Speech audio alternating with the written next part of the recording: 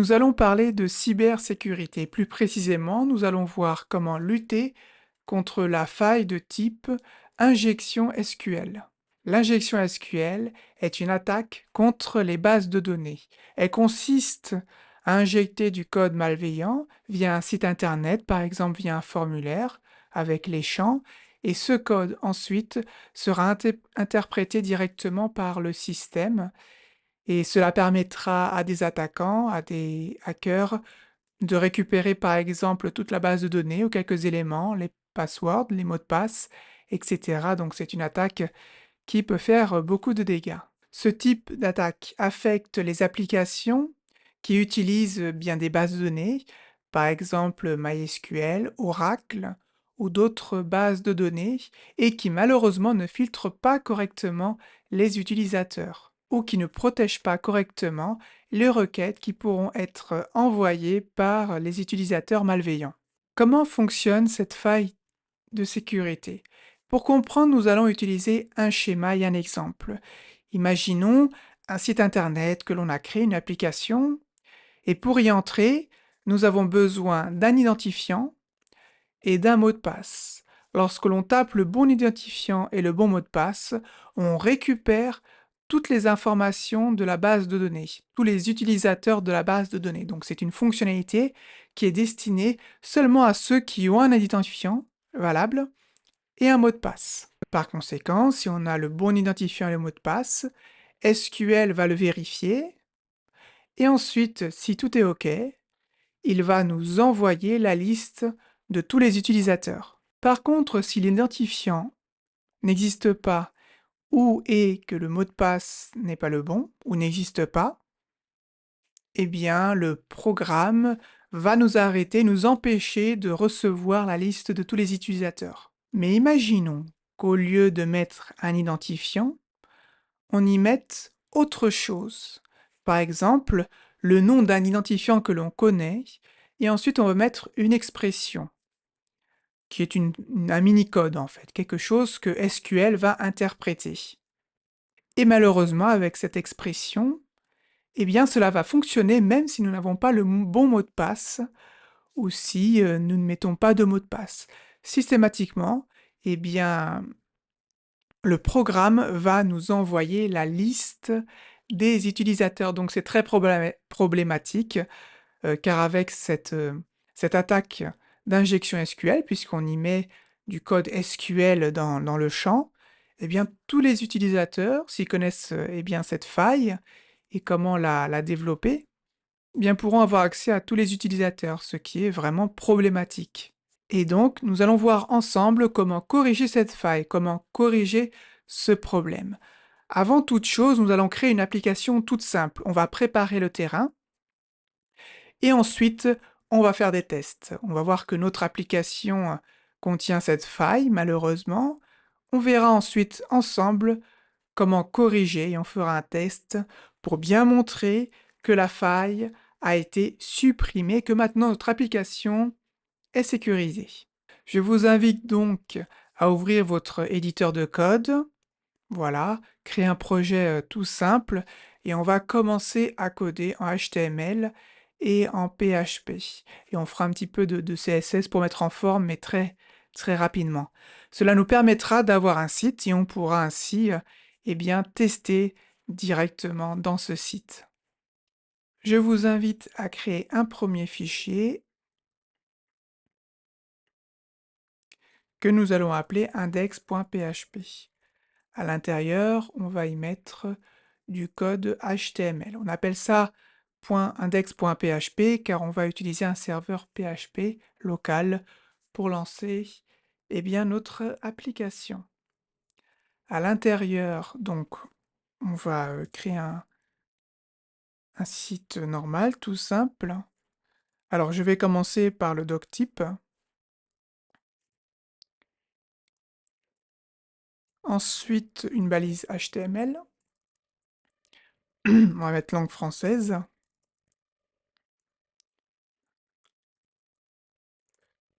Ensuite, deux balises, head et la balise body. Donc ça, c'est des choses que normalement vous connaissez. Ensuite, on va mettre des balises méta. Alors, pour le premier, le char7 UTF 8.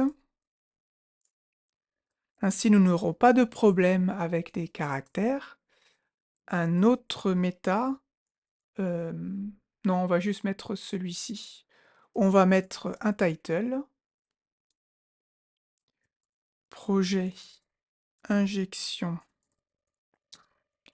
SQL. Et les styles, on va les mettre directement, on va les mettre directement dans le head. On va pas utiliser un fichier externe. Donc je vais utiliser la balise de style. Donc pour l'instant, je laisse. Je poursuis. Dans le body, je vais créer un H1 que je vais nommer tester l'injection SQL. Je vais créer une balise div et à l'intérieur, je vais mettre un formulaire. C'est le formulaire qui nous permettra de nous identifier. Donc, action, je vais mettre index.php pour l'instant, mais on changera plus tard et ça sera la méthode post. Très bien. À l'intérieur, je vais mettre quelques champs avec des labels. Label username. Et là, je vais mettre nom d'utilisateur. Ensuite, donc, je mets un input. Je vais mettre name username. Donc, le label username est lié au input username. Et je vais mettre un ID username aussi. Voilà qui est fait. Je vais faire la même chose pour le mot de passe. Donc, je vais faire ça, et ensuite je fais ça. Voilà. Donc ici, on va mettre password, on va parler en anglais. Password, password, password, password. Et le type ne sera pas type texte, mais password. Ça permettra de cacher notre mot de passe. Ensuite, un input de type submit, donc c'est un bouton. Et à l'intérieur de ce bouton, il y aura le mot se connecter. Maintenant, je vais utiliser du style pour mettre en style notre, notre site internet. Donc ce que je vais faire, je vais simplement écrire, je vais mettre en rapide pour gagner du temps, et ensuite vous pourrez copier. Et nous verrons ensuite qu'est-ce que ça donne, hein. Mais voilà, je vais vite parce que l'objectif n'est pas forcément de vous apprendre à créer un site internet, mais on parle ici de cybersécurité. Donc je vais commencer le style.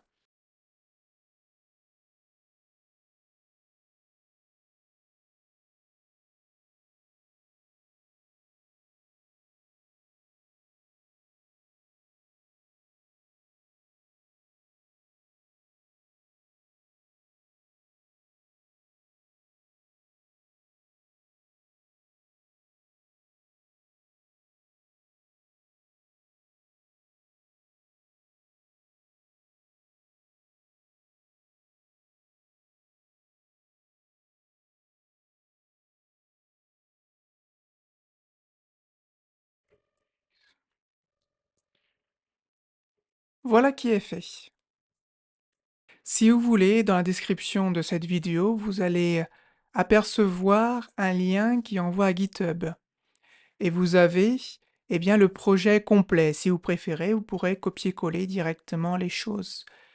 Mais ce que je vous conseille, c'est pas forcément de copier-coller tout pour l'instant, mais juste ce que vous êtes en train de regarder dans la vidéo pour bien comprendre comment les choses fonctionnent. Maintenant, il nous faut lancer notre site internet. Alors, différentes façons de faire pour créer un serveur local. Personnellement, je vais utiliser Docker. Donc si vous ne connaissez pas Docker, ce n'est pas grave, vous recopiez ce que je fais. Si vous voulez en savoir plus, j'ai fait une formation à ce sujet. Alors, dans Docker, on va utiliser plusieurs conteneurs. On va utiliser le conteneur Nginx pour créer le serveur. Ensuite, on va créer un conteneur PHP pour générer les pages en PHP. On va créer un serveur MySQL pour les bases de données. Et on va créer un conteneur PHP pour accéder à cette base de données via une interface graphique. Alors, nous allons créer un fichier composer.yml si vous êtes habitué à... Alors, c'est pas composer hein, pour le coup, je me suis trompé. C'est compose. Voilà. Si vous êtes habitué à utiliser Docker, vous savez de quoi je parle. Compose.yml permet de donner des instructions à Docker et il va créer lui-même les conteneurs et les déployer. Voilà, si vous n'êtes pas habitué, ce n'est pas grave, hein. Vous créez le fichier et vous recopiez ce que je fais, ou vous faites un copier-coller avec le projet qui est sur GitHub. Donc version 3.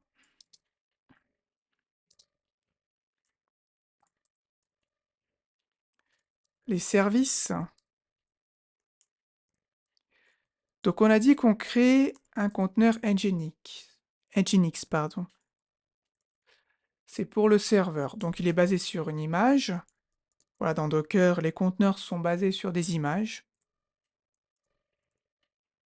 Donc nous, on va prendre Nginx avec cette version. Ok, il faut mapper des ports. Donc un conteneur transmet des informations dans un port spécifique. Pour pouvoir les récupérer dans notre machine locale, il faut mapper le port. Par exemple, Nginx envoie des informations dans le port 80 du conteneur. Et nous voulons les récupérer dans le port 81. Alors on aurait pu choisir un autre port, hein, mais nous on va choisir le port 81. Donc on fait ça, pardon, 81, et on met 2 points. Ici, c'est le port local, et ici, le port du conteneur. Ensuite, il faut mapper des volumes, ou des dossiers, on va dire ça comme ça. Alors, on va mapper le fichier courant qui contiendra tout notre code. Donc ça, c'est dans la partie machine locale. Et on va le mapper avec le dossier code. Voilà, dans notre conteneur, les informations seront dans un dossier code à la racine. Et on va mapper un autre fichier que l'on va créer plus tard. Donc c'est le fichier nginx.conf. Donc on va le créer ici tout à l'heure. Configuration de nginx. Et on va le mapper. Et là, c'est très important de bien suivre le chemin, puisque bien ce fichier existe réellement. Donc vous recopiez, hop, mince. Voilà, c'est important, hein, parce que ce fichier existe réellement, et le système Nginx va récupérer la configuration dans ce chemin-là. Donc il faut bien mapper. Impeccable. On va ensuite, eh bien, créer PHP, donc le conteneur.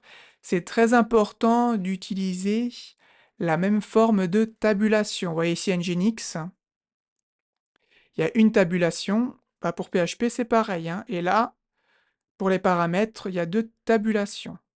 Et pour les informations, il y a 3 tabulations, hein. C'est important de bien respecter. On est sur du YML. Alors, cette fois-ci, on va se baser sur une image, mais une image personnalisée. Alors, c'est un peu compliqué à comprendre hein, quand on n'est pas habitué à utiliser Docker, hein. Mais voilà, c'est pas grave, hein, vous recopiez, hein. L'objectif n'est pas de faire un cours sur Docker. Vous recopiez et ça fonctionnera. Mais il faut que vous installiez Docker. Ah oui, j'ai oublié de dire ça, hein, il faut avoir Docker dans sa machine. Mais voilà, hein, si vous voulez utiliser un autre système, du moment que vous avez un serveur web PHP et MySQL, et MySQL, pardon, MySQL et PHP si vous avez tout ça et que tout ceci est bien relié, aucun souci, hein, vous pouvez utiliser ce système-là. Moi, je vous propose un système. Donc, image personnalisée. Donc, pour cela, on utilise build et le point, donc qui correspond à notre bien dossier courant. Et ici, je vais créer un autre fichier qui s'appellera Dockerfile et qui nous permettra de concevoir cette image personnalisée. Alors, on a besoin d'une image personnalisée, car dans PHP, on a besoin d'installer des extensions. Et ce n'est possible qu'avec des images personnalisées. Ensuite, PHP a besoin également d'être mappé au niveau des volumes, le fichier courant avec un dossier code à la racine. Très bien, voilà, c'est tout. Maintenant, on va utiliser MySQL et on va appeler le conteneur database. On peut, voilà, appeler nos conteneurs comme on veut, hein, bien sûr. Donc, basé sur une image normale. MySQL 8.2.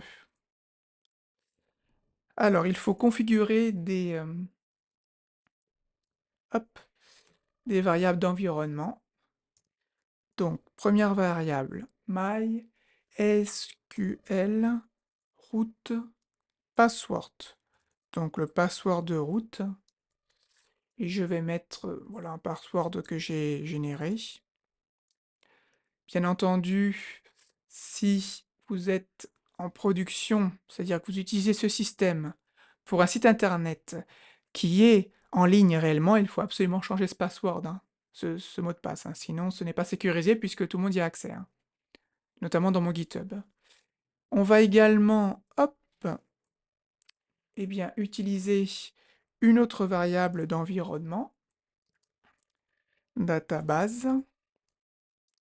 Donc là, ça permet d'indiquer le nom de notre base de données. Donc, on va l'appeler injection DB. Pof. Et je pense qu'on a besoin de rien d'autre. En tout cas, dans les variables d'environnement. On va tester. S'il y a un problème, eh bien, je corrigerai. Il faut mapper des ports. Hop. Le port, on va mapper le port 3306 avec le port 3306 de MySQL. Donc le port 3306 MySQL est obligatoire puisqu'il envoie les informations dans ce port-là.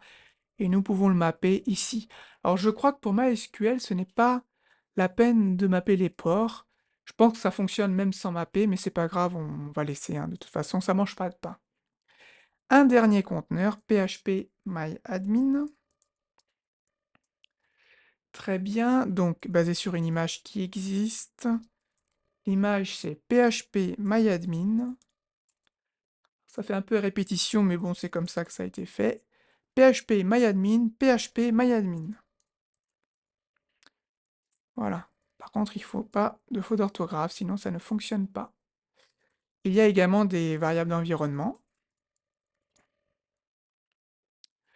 Donc déjà, alors j'ai fait une faute. Ouais, j'ai écrit environnement en français alors qu'on est sur de l'anglais. Ok. Alors, PMA host. Il faut mettre le nom de notre conteneur, de notre base de données. Donc nous l'appeler database. Donc on met database. Ensuite, très important, il faut mettre MySQL root password. Donc c'est exactement la même qu'ici. Et on met le même code, hein, sinon ça ne fonctionne pas. Bien entendu, comme je l'ai dit, on change si on utilise ce système en production. Il n'y a aucune raison que vous le fassiez. Mais voilà, on ne sait jamais, hein. Et MySQL envoie l'interface graphique via un port, c'est le port 80. Et nous, on va le mapper au port 82. Comme ça, pour accéder à notre site, bah, ça sera le port 81. Et pour accéder à l'interface de MySQL reliée à, pardon, à l'interface phpMyAdmin reliée à la base de données MySQL, ça sera le port 82. C'est parfait. J'ai ouvert mon terminal. Alors, vous pouvez utiliser n'importe lequel. Moi, j'utilise celui de mon éditeur de code. Donc, j'ai bien Docker qui est installé, comme vous pouvez le constater. Et maintenant, je lance mon Docker Compose. Donc, il faut être bien dans le bon dossier de notre projet. Donc, mon dossier s'appelle SQL. Je l'ai appelé comme ça. Vous pouvez l'appeler comme vous voulez. Donc, c'est le nom de mon projet. Il faut taper la commande Docker Compose. Donc, il faut que Docker Compose soit également installé. Ah oui, j'ai oublié de vous le dire. Donc, voilà, elle est bien installée, vous voyez. Donc, on fait Docker Compose, Docker Compose espace up. Et oui, j'ai oublié de faire plein de choses. Donc on va continuer. Je vais fermer le terminal. Et oui, qu'est-ce qu'on a oublié? Bah déjà, on a oublié de créer le Docker file. C'est ce que nous a dit le message d'erreur. Mais on a également oublié de créer ce fichier nginx.conf. Donc on va le faire tout de suite. On va commencer bien par nginx.conf. Alors c'est pas un dossier, mais c'est un fichier. Très bien. Et à l'intérieur, je vais mettre quelques informations. Alors c'est des informations pour Nginx, hein. Donc c'est des choses que peut-être vous ne maîtrisez pas, mais ce n'est pas grave, hein. Vous recopiez, ou alors vous faites un copier-coller par rapport à ce qu'il y a dans le projet GitHub.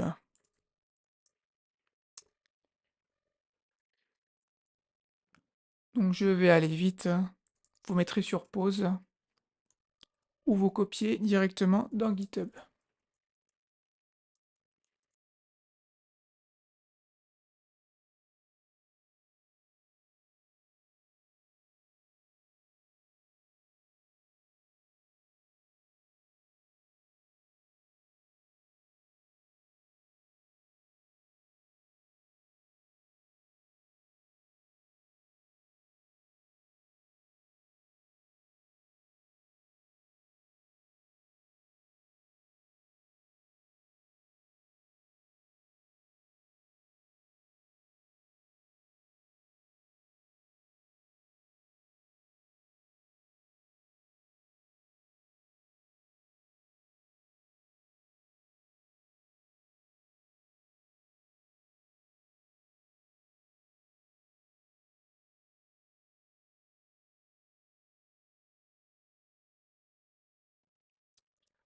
Voilà qui est fait. Alors j'espère qu'il n'y a pas d'erreur. S'il y a des erreurs, on va me l'indiquer, hein, je pourrai corriger. Il faut bien mettre des points-virgules à la fin de toutes les instructions. OK. Ouais, peut-être des instructions qui ne sont pas utiles.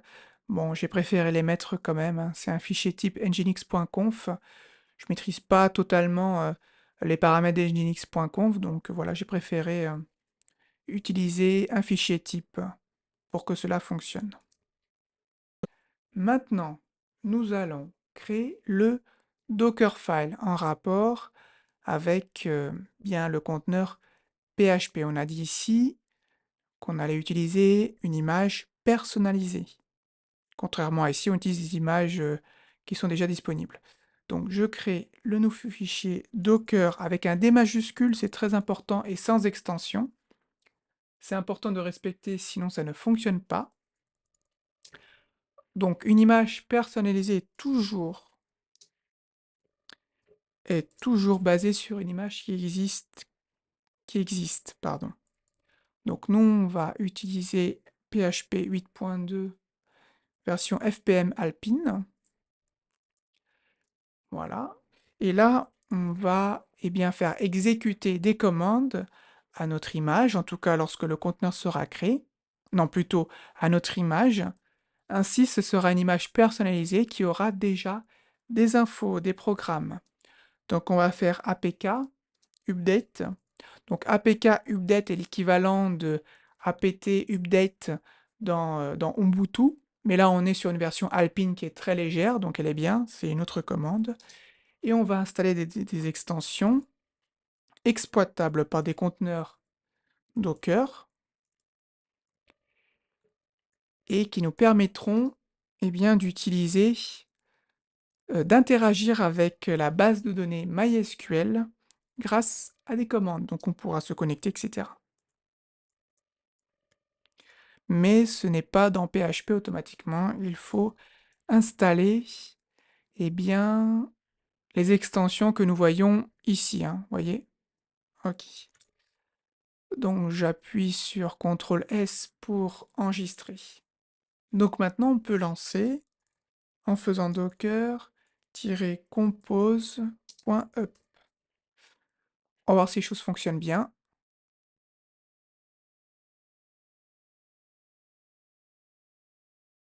Ok, maintenant on va ouvrir un navigateur et on va vérifier si les choses fonctionnent bien. Voilà mon navigateur, donc on a dit que le port pour notre site, c'était le 81. On va voir si ça fonctionne. Alors, ça ne fonctionne pas. On va vérifier pourquoi. Alors, je vais couper avec CTRL-C tous mes conteneurs. Et le problème vient de Nginx. J'ai fait quelques vérifications. Je me suis trompé, voilà, ici c'est multi. Ah, il y a un T en trop. Donc je sauvegarde et on va relancer hein, pour voir si les choses fonctionnent bien. On réessaye. Hop. On réessaye. Et là, ça fonctionne bien. Ok, bah super, hein.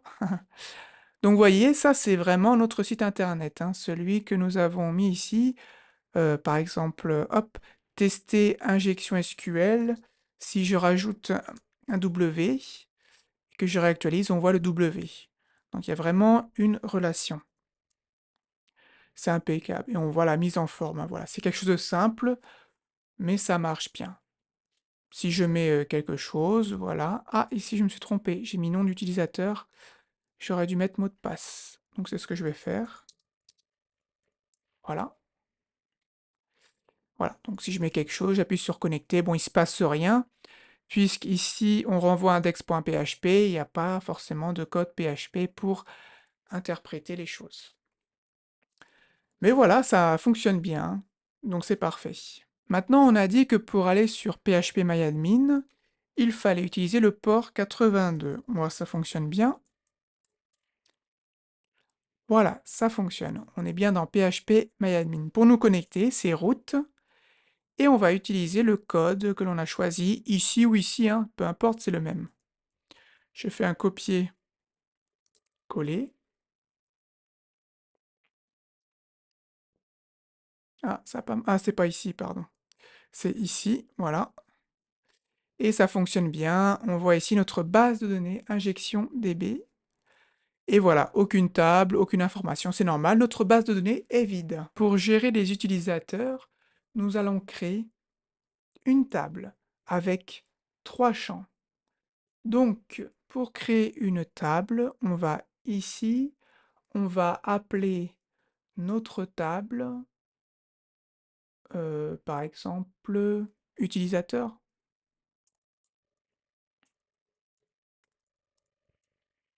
avec un S. Et 3 colonnes, parce qu'on va mettre 3 champs. Ok, donc le premier ID de type int, c'est, hop, il est auto-incrémenté, donc primary automatiquement. Cela veut dire que le chiffre va être créé automatiquement, donc c'est un identifiant hein, pour chaque ligne. Il va commencer avec 1, puis 2, puis 3, voilà, etc., etc. Ainsi, ça permet d'avoir un identifiant unique pour chaque ligne. On va ensuite créer une ligne, enfin une colonne user de type varchar avec une limite de 256 caractères. Et pour l'interclassement, on va en trouver un que j'utilise hein, et qui fonctionne bien. Donc on va l'utiliser, hein, bien sûr. Alors je regarde mes notes hein, parce que c'est pas quelque chose que j'ai appris par cœur. Donc c'est UTF-8, donc ça c'est sûr. Ok, MB4, Unicode. C'est un U. Unicode, c'est celui-ci, hein. C'est I tout court. Voilà. Et on va faire pareil ici. Password, donc mot de passe. Varchar 256. Ah, c'est 255, pardon. J'ai vu dans mes notes. Bon, je pense pas que ce soit très grave. Et on va utiliser la même chose. Voilà. Ensuite, il nous suffit de cliquer sur enregistrer. Et vous voyez bien, ça fonctionne. Si on parcourt, on a bien, voilà, nos 3 colonnes, mais aucune ligne. On n'a aucune information pour le moment. Il faut maintenant créer des utilisateurs. On va créer 2 utilisateurs. Pour cela, appuyez sur Insérer en haut. Dans l'ID, on met rien, ça se fera automatiquement. On va appeler un premier utilisateur Bob et le mot de passe Hello. Alors, dans notre base de données, les mots de passe ne sont pas chiffrés. C'est une mauvaise pratique, il ne faut pas le faire, bien entendu. Mais là, c'est un exercice, donc on s'en fiche. Mais si vous utilisez ce système ou cette façon de faire dans une base de données pour un site qui sera en ligne, surtout chiffrez votre mot de passe.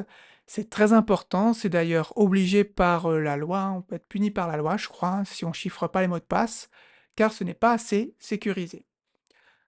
Voilà pour la petite information. Ensuite, on va mettre un autre utilisateur, Luc, avec bonjour comme mot de passe. J'appuie sur exécuter. Et si je vais ici dans parcourir, on voit bien nos deux utilisateurs. Ça fonctionne bien et c'est parfait. Nous avons créé nos deux utilisateurs, c'est très bien. Maintenant, on va faire autre chose. On va bien, essayer de récupérer tous les utilisateurs, mais grâce à du code PHP. Alors, avant toute chose, j'ai besoin d'un outil pour faire apparaître les contenus des variables PHP de manière élégante. Souvent, on utilise vardump ou print quelque chose. Donc c'est très bien, mais c'est pas très clair, je trouve. On va utiliser un outil qu'utilise Symfony, qui est un framework PHP, mais disponible pour n'importe quel autre projet PHP et qui s'appelle dump. Et ça permet de voir les différentes informations des variables, mais de manière très élégante, hein. C'est vraiment très pratique. Alors, pour utiliser cela, il faut que Composer soit installé dans notre machine. Pour vérifier, vous faites Composer-V. Et si vous voyez tout ça, alors "-v", apparemment, ça ne fonctionne pas. Peut-être "version", mais bon, peu importe, hein, il a réagi. Donc ça, voilà, "version", si vous avez un numéro de version, c'est qu'il est installé. Sinon, il faut l'installer, hein. N'hésitez pas à aller voir la documentation de Composer. Ensuite, donc là c'est très bien, donc vous pouvez l'utiliser, et on va installer l'outil Composer Require. Donc on met le flag dev, hein, voilà. Ensuite, c'est Symfony. Donc je le rappelle, hein, vous pouvez utiliser cet outil même si vous n'utilisez pas Symfony le framework. Vardumper. Il va l'installer, il a créé notre composer.json, voilà, il est là. Le composer.lock également. Et pour l'installer, plutôt pour l'utiliser, il faut faire quelque chose. Alors, avant toute chose, d'ailleurs, on va créer un nouveau fichier sql.php. Et c'est dans ce fichier-là que nous allons bien créer des codes PHP, voilà, qui va interagir avec la base de données. Pour utiliser notre vardumper de Symfony, il faut mettre require once vendor autoload.php. Donc nous avons notre dossier vendor qui contient tous les plugins, plutôt toutes les bibliothèques, les paquets, voilà, les paquets de PHP que nous avons installés, donc il en a installé automatiquement. Puis on a notre paquet à nous, et là on renvoie à autoload.php qui est ici. Voilà. Ensuite, on sauvegarde et on peut l'utiliser. D'ailleurs, par exemple, je vais créer une variable nom avec un S, et à l'intérieur, je vais mettre un tableau avec plusieurs noms, par exemple les deux noms que nous avons créés. Je vais utiliser vardump pour voir le contenu, et je vais utiliser le dump de Symfony. Et vous allez voir vraiment la différence. Voilà. Alors, j'ai sauvegardé. Je vais ici, au lieu d'index.php, je mets sql.php. Et vous voyez ici, c'est le var dump. Donc voilà, c'est pas très joli, on peut rien faire. Ici, c'est le dump, c'est plus joli, beaucoup plus clair. En plus, on peut eh bien, fermer et ouvrir. Donc c'est vraiment pratique. Et c'est ce que nous allons utiliser. Donc je supprime tout ça. Et je ne sais pas si je l'ai déjà dit, mais l'objectif ici, c'est d'interagir avec la base de données. Donc on va déjà se connecter à la base de données, on va essayer de récupérer tous les utilisateurs de la base de données. Donc il y en a deux, hein, seulement. Alors, dans un premier temps, on va utiliser des variables, server name, des variables qui nous seront utiles pour nous connecter à notre base de données. Donc, server name, c'est le nom de notre conteneur. On a dit que c'était database. OK. Alors, je vais fermer ce qui n'est pas utile. Voilà. Très bien. Ensuite, l'username. On va mettre root. Ensuite, password. Et on va mettre le password qui a été choisi. Donc, c'est celui-ci, hein. Voilà. Et le nom. Et le nom de notre base de données. Et on a dit que c'était ça, injection DB. Donc, toutes les informations sont dans le compose YML. Ensuite, nous allons continuer, nous allons nous connecter. Donc, pour cela, nous allons utiliser une autre variable DB. On va la créer. On fait un new MySQLi. Donc, il nous faut 4 paramètres. Il nous faut le server name. Il nous faut l'username. Il nous faut également le password. Et le nom de notre base de données. Et voilà, donc on est connecté. Maintenant, pour récupérer toutes les informations, tous les utilisateurs, on va créer une requête SQL que l'on va enregistrer dans une variable qui s'appelle SQL. Donc c'est select, ID, user et password. Très bien, donc il met password en bleu, je ne sais pas pourquoi, mais n'y prêtez pas attention. From, donc de notre bien table utilisateur, hein. Vous vous rappelez, on l'a nommé utilisateur. Et ensuite, on va exécuter la requête, et le résultat de cette requête, on va l'inscrire, l'enregistrer dans une variable résulte. Donc pour exécuter la requête, on fait db query, bon je vais le faire à la française, hein. Je n'ai pas un très bon accent, et on va mettre la variable avec la requête. Et ensuite, le résultat, on va l'afficher grâce à dump. Et on va déjà voir ça fonctionne bien.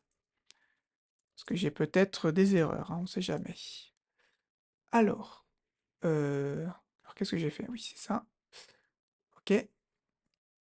Donc, je réactualise. Et là, alors il manque quelque chose. Et oui, effectivement, ici, il faut lancer une méthode qui s'appelle fetchAll pour avoir, eh bien, réellement le résultat de notre requête. Donc, hop, je réactualise. Et là, on a bien tous les paramètres, pardon, tous les utilisateurs, avec l'ID, le nom et le mot de passe. Donc cela fonctionne bien. Maintenant, nous allons créer un système d'autorisation, parce qu'on ne veut pas que tous les utilisateurs puissent avoir accès à cela. Donc, je n'ai plus besoin de ça, dans index.php, la action, on va modifier index par SQL, comme ça renvoie à ce fichier-là. OK? Donc ça, c'est très bien. Ensuite, on va ajouter quelque chose ici. On va donc récupérer l'username et le password qui est transmis par les champs. On va le récupérer avant ici. Donc pour cela, on fait un user avec les super variables de PHP, post, donc username,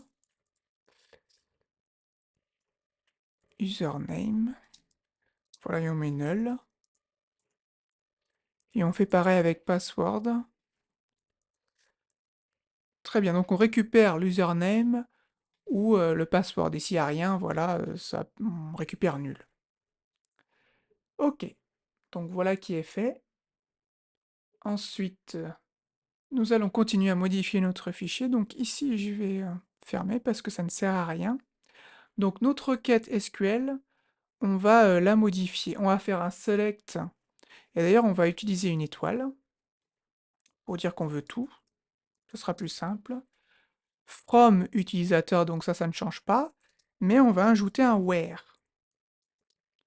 Il faut que user... Enfin, il faut. Donc user égale à user. Donc c'est ici. Ah, ici, il faut mettre password. Voilà. Ensuite, et password égale password.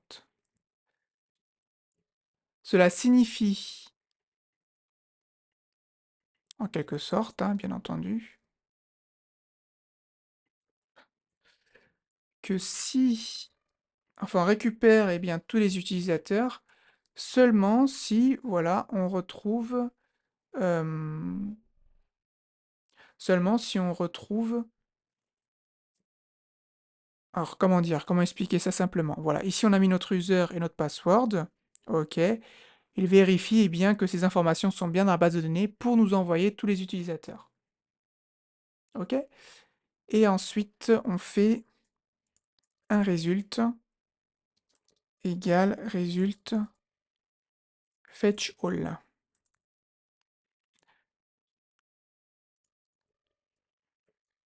C'est important de ne pas oublier. Hop. Et voilà. Et ensuite, donc, on va vérifier si le résultat... Alors, ça nous renvoie en fait un tableau. Si, voilà, le tableau est vide parce qu'il ne nous a pas trouvé, eh bien, on ne renvoie rien. Sinon, on renvoie eh bien, les utilisateurs. Donc voilà, on fait count. Je me suis trompé sur quelque chose. Désolé. Je vais vous expliquer tout à l'heure. Donc là, voilà, par exemple, supérieur à 0, c'est OK. Et donc ici, non, en fait, ici, on ne récupère pas tous les utilisateurs, on récupère seulement le nôtre, en fait, notre utilisateur. Désolé, hein, c'est ça que signifie le where. Donc voilà, il récupère toutes les informations d'un utilisateur qui possède eh bien, cet user et ce mot de passe. Si c'est le cas, hop, il renvoie le résultat. Donc s'il ne trouve pas, il envoie un résultat d'un tableau vide. Donc quand on a un tableau vide, ça veut dire que la connexion n'est pas bonne, les informations ne sont pas bonnes. Sinon, on nous renvoie un tableau qui mesure 1, en fait, de taille 1. C'est pour ça que je fais ça.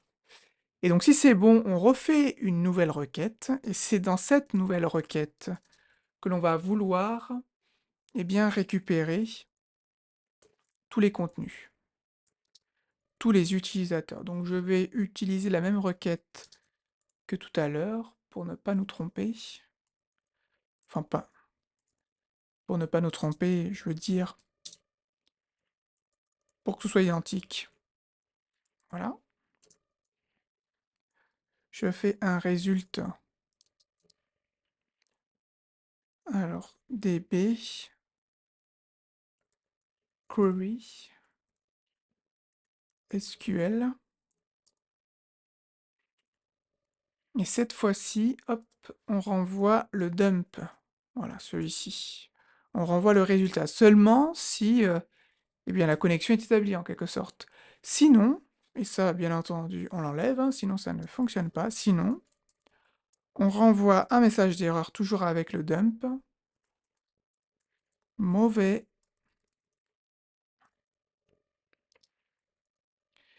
identifiant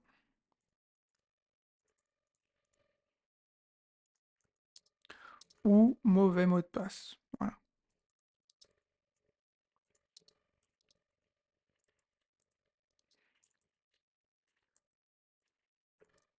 Voilà qui est fait. On va vérifier si ça fonctionne bien. Donc dans un premier temps, je vais aller dans index.php. Dans un premier temps, je vais mettre n'importe quoi. On va voir si ça me bloque. Alors, il y a un petit souci. Hop. Je pense, effectivement, j'ai pas sauvegardé dans index.php, donc ça ne, ça ne reliait pas à sql.php. Donc maintenant, c'est fait. Donc je vais mettre n'importe quoi. Est-ce que ça me bloque? Alors, il y a une petite erreur ici, ligne 17. Je vais voir ce qui se passe. Ouais, ici j'ai mis résultat, mais c'est résultat. Je sais pas pourquoi. Voilà. Donc je recommence. Hop. Et là, on me dit mauvais identifiant, mauvais mot de passe. Ok, si je mets Bob, donc Bob, il existe vraiment, et un mot de passe bidon, mauvais identifiant. Donc si je mets Bob et Hello, et je vais vous montrer que ça fonctionne bien en changeant ici le type password en texte pour que vous puissiez voir. Donc en plus j'ai fait une erreur, donc ça n'aurait pas fonctionné, et j'aurais pas compris pourquoi. Si je fais ça, j'appuie sur connecter, ça ne marche toujours pas. Alors on va voir ici pourquoi. Normalement ça devrait fonctionner. Hop, donc utilisateur, donc voilà. Bob Hello, normalement ça devrait fonctionner, mais ça ne fonctionne pas. Donc le problème vient de notre code, donc voilà, on va vérifier. J'ai compris d'où vient le problème. Alors c'est très simple, ici j'ai mis password, ok. Donc on pourrait penser, bah il va utiliser ce password. Non, puisqu'ici j'ai mis une autre variable, alors cette fois-ci pour le mot de passe, pour se connecter à la base de données, c'est le même nom en fait, donc il va écraser cette variable, donc il croit que c'est ça le mot de passe, mais non en fait. Donc ce qu'on va faire, on va changer ça, et ici on va mettre passe, et normalement ça va fonctionner. On va refaire des tests, voilà. Donc si je mets, voilà, si je mets Bob mais n'importe quoi, ça ne marche pas. D'ailleurs je vais effacer ça parce que je voulais vérifier ce qui se passe. Mais si je mets le bon mot de passe, normalement, ça fonctionne. On a bien nos deux résultats. Donc voilà, notre système fonctionne bien. C'est super. On est très content. On pourrait penser, voilà, notre application est sécurisée, on est très content. Eh bien, ce n'est pas le cas malheureusement. Il y a une faille de sécurité. Faille de type injection SQL. C'est ce que nous allons faire ensemble. Avant de poursuivre, un petit avertissement. Ce que nous allons faire maintenant, il faut le faire dans un site que l'on a créé en local, voilà, pour faire des tests et pour ensuite corriger, bien entendu. Il ne faut pas utiliser cette méthode dans un site qui est en ligne ou un site qui appartient à quelqu'un d'autre, à l'administration ou à une entreprise. C'est interdit par la loi. Si vous le faites, vous risquez eh bien, d'être condamné par l'État et en plus, ce n'est pas du tout moral hein, parce qu'on est en train de faire quelque chose qui n'est pas bien. Donc voilà, ne le faites pas. Faites-le juste pour comprendre comment ça fonctionne, pour ensuite eh bien, corriger cette faille si elle existe dans vos sites internet. Donc on va faire un test et ensuite on va corriger. Donc on retourne en arrière, on va voilà faire ça. Donc Bob, aucun mot de passe. Voilà, imaginons, je sais qu'il y a un utilisateur qui s'appelle Bob, mais je ne connais pas le mot de passe parce qu'il ne me l'a pas dit. Donc si j'essaie de me connecter, ça ne fonctionne pas. Maintenant, je vais utiliser une expression en fait juste après Bob. Je vais faire ça, deux tirets et un espace. J'appuie sur se connecter et là, boum, ça fonctionne. Vous vous rendez compte? Voilà, j'ai pas le mot de passe, mais j'arrive à me connecter et j'ai accès maintenant à toute la base de données. Pourquoi? Alors, pour bien comprendre, je vais eh bien, afficher la requête ici avec un dump. Voilà. Et on va refaire. On va refaire avec le bon mot de passe, donc j'efface ça, et je mets le bon mot de passe. Voilà. Donc on voit ici la requête select, ID, user, password, from utilisateur. Alors non, c'est pas ici, excusez-moi. Je me suis trompé. C'est pas ça, on s'en fiche de cette requête. c'est surtout celle-ci en fait qui pose problème parce que l'injection SQL, elle est placée dans cette requête-là. Donc voilà, je vais recommencer et je réactualise. OK. Donc ici, voilà, select tout, from utilisateur, seulement l'user qui s'appelle Bob et avec un mot de passe hello. Voilà, s'il y a... Et ça fonctionne puisque, eh bien, il existe vraiment, on le voit ici, hein. Bob hello. Donc ça fonctionne bien, OK. Maintenant, je vais utiliser la faille se connecter, donc ça fonctionne bien. Et là, qu'est-ce qui se passe? Alors c'est très subtil, hein, il faut vraiment comprendre comment fonctionne MySQL. Donc là, ça va jusqu'à userBob, et là, avec cette petite expression que je souligne, en fait, ici, cette expression, ça crée un commentaire dans une requête SQL. Par conséquent, MySQL, tout ce qui est après ça, il ne va pas l'interpréter puisque pour lui c'est du commentaire, donc c'est inutile. Donc ici on est en train de dire à MySQL, tu récupères tous les utilisateurs, dont l'user est Bob, et c'est tout. Tu vérifies pas si le mot de passe est bon. Et c'est pour ça que ça fonctionne. Quand on fait ça, il y a du code SQL qui est injecté et qui supprime, parce qu'il crée un commentaire, la partie qui permet de vérifier le password ou le mot de passe, et c'est pour cela que ça fonctionne. Alors maintenant, comment y remédier? Comment corriger cette faille? C'est ce que nous allons voir ensemble. Alors maintenant, c'est vraiment la partie la plus importante de notre cours, puisqu'on va apprendre à corriger cette faille, hein, à sécuriser nos sites internet. Donc soyez attentifs à ce que nous allons faire. Il faut tout simplement changer un bout de code ici. Alors, on va changer et on va vérifier si les identifiants sont corrects en utilisant les requêtes préparées. Alors, qu'est-ce qu'une requête préparée? Donc ici, je vais commenter, comme ça ne sera pas interprété. Donc on va utiliser une variable stmt par exemple. Voilà, et on va préparer une requête. Pour cela, on fait db,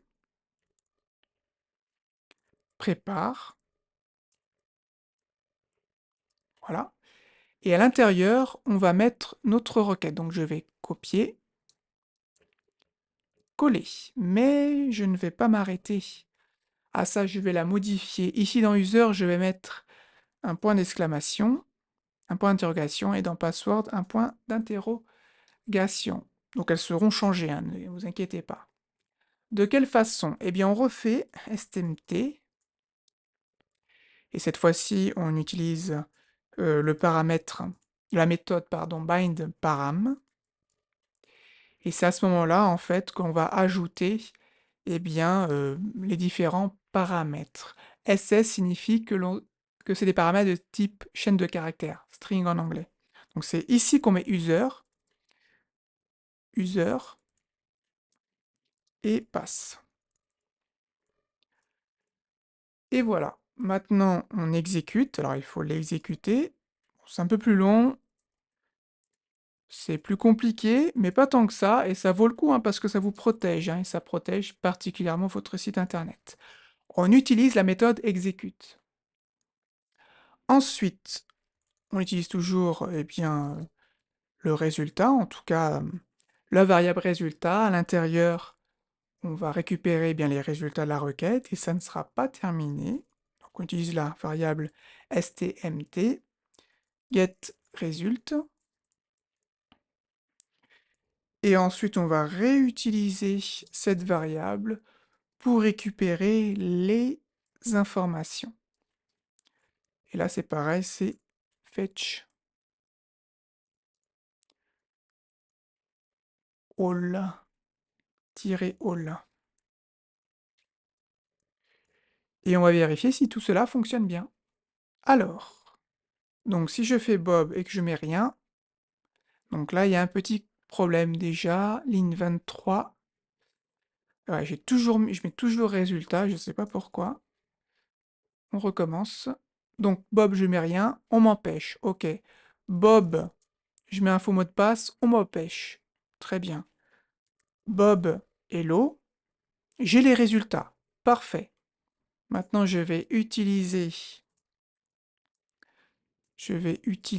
eh bien, comment on appelle ça déjà? La faille, la faille, enfin, en tout cas, je vais utiliser une injection SQL. Voilà. Et là, ça ne fonctionne pas. Donc, on est protégé grâce aux requêtes préparées. On sauve notre site et on le sécurise correctement. Alors, je voudrais vous parler d'autre chose très rapidement. On voit ici l'intérêt également d'utiliser des frameworks, par exemple un framework PHP comme Symfony ou un autre, car ces frameworks, de manière générale, en tout cas un bon nombre, sécurisent automatiquement les requêtes SQL pour empêcher les utilisateurs malveillants d'utiliser donc les failles d'injection SQL. Donc n'hésitez pas, voilà, à utiliser des frameworks.